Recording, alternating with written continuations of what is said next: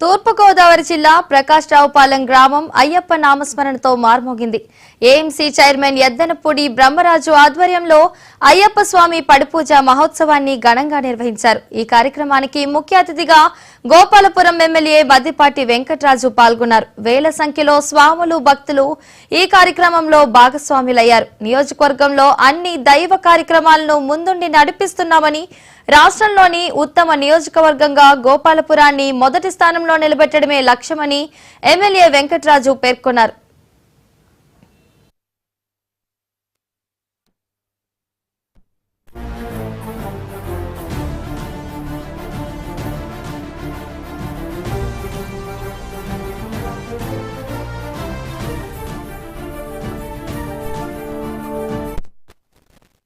స్వామి శరణయ్యప్ప ఒక మంచి మహత్కర కార్యక్రమానికి వేదికైనందుకు ఈ ఊరి బిడ్డగా ఈ నేల మీద ఎక్కడైతే పుట్టామో అక్కడే ఒక దైవాన్ని అనుగ్రహించుకునే సందర్భంలో జరిగిన ఒక మహత్కర కార్యక్రమానికి వేదికైనందుకు మరొకసారి ఇంత మంచి కార్యక్రమానికి అన్ని రకాలుగా ఈ యొక్క కార్యక్రమాన్ని తీర్చిదిద్దిన ఏఎంసీ చైర్మన్ గారు నాకు అన్న సమానులు బ్రహ్మరాజు గారికి మరియు ఆయనకి సహకారంగా ఉన్న ప్రతి ఒక్కరికి కూడా పేరు పేరున ధన్యవాదాలు, కృతజ్ఞతలు తెలియజేసుకుంటూ ఎప్పుడు నేను అన్ని సమావేశాల్లో సభల్లో చెప్తున్నట్లుగా ఆధ్యాత్మిక భావన, ఆధ్యాత్మిక చింతన పెరిగినప్పుడే మనిషి యొక్క జన్మకి సార్థకత ఉంటుంది.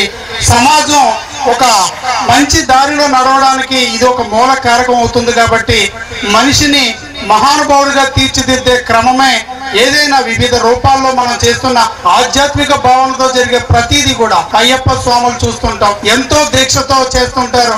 ఈ మధ్య కాలంలో ఒక వార్త విన్నాము. మన పోతినేడుపాలెం గ్రామ పంచాయతీ నుంచి మన స్వాములు కొంతమంది నడుచుకుంటూ అక్కడికి వెళ్ళి సుమారు 36 రోజులు అనుకుంటా వెళ్ళి నడిచి రావడం అంటే అది ఒక గొప్ప ఘనకార్యంగా, అది మన ప్రాంతం నుంచి జరిగినందుకు వాళ్ళందరికీ సందర్భంగా కృతజ్ఞతలు, శుభాభినందనలు తెలియజేసుకుంటూ ఇప్పుడే స్వామివారు చెబుతున్నారు క్రమశిక్షణకు మారుపేరని.